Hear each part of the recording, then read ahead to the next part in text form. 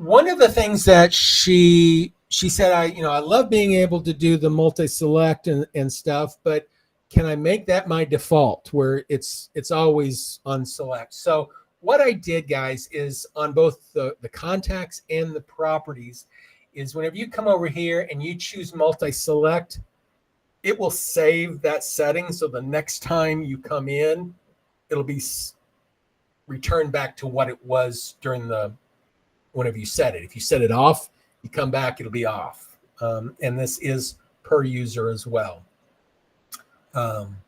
So if you customarily do things with lots of people and you want to always have that showing, you can certainly do that. It saves it per section. So the properties may be single and the contacts be multi.